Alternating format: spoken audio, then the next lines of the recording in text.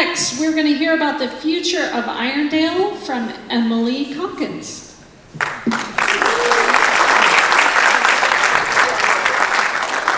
This is not the first time I've stood up on this stage. Between the ages of 5 and 18, I've been up here for countless performances, presentations, practices, sometimes simply to mess around. In 2018, though, I left the area to attend college, to learn how the different aspects of our community interact to form us as a whole, in order to understand what needs to change to help us become what we want to be, and to understand how we can use our unique characteristics to grow our community in size, but also in spirit. Now I've returned with the opportunity to work on these issues. My name is Emily Calkins, and I'm a planning technician with the Jefferson County Department of Community Development. In 1879, a group of Chimicum farmers felt the same way I did. They found iron ore on their farmland in the Chimicum Valley and were approached by different companies who wanted to extract it. Eventually, they sold the rights to dig the ore, but on one condition. The ore could not leave the county unprocessed, so a blast furnace to process the ore had to be placed in Port Townsend Bay, as well as a wharf to transport the finished product. This is what created Irondale.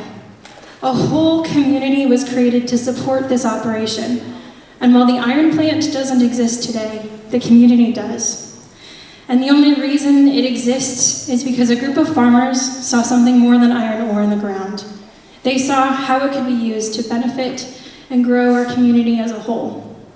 This week, a group of people were tearing into the pavement off of Ness's Corner Road.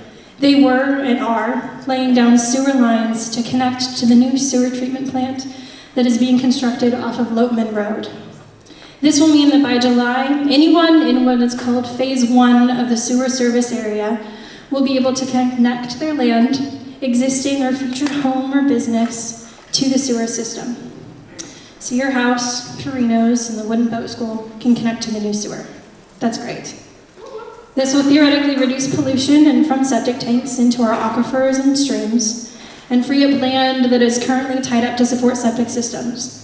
But this is our chance to think bigger. State law requires that we create local laws that encourage population growth in urban areas and discourage population growth in rural areas to prevent sprawl. This help keeps our rolling hills beautiful, but it also limits our ability to grow. Right now, those regulations state that the ideal size of a parcel in the majority of Irondale and Port Hadlock is 5 acres. Because of this, proposals like affordable housing projects, which require a higher density than our current zoning laws allow for in the area, are not feasible. But this all changes with the sewer. Anywhere in Irondale and Port Hadlock that can hook up to the sewer will be able to build to a much higher density. This is what makes projects like the Habitat for Humanity's Mason Street project near the county library permittable. Woo! That one pictured here is expected to contain 148 units on 17 acres. This isn't the only thing that will change. New zoning, like urban commercial, will open up the ability for new kinds of businesses to be placed in Irondale and Port Hadlock that are more commercial in character than what is currently allowed. Additionally, every parcel that is hooked up to the sewer will be allowed by state law to have up to 2 accessory dwelling units, or ADUs, on their property, assuming they can fit them on site and get permits.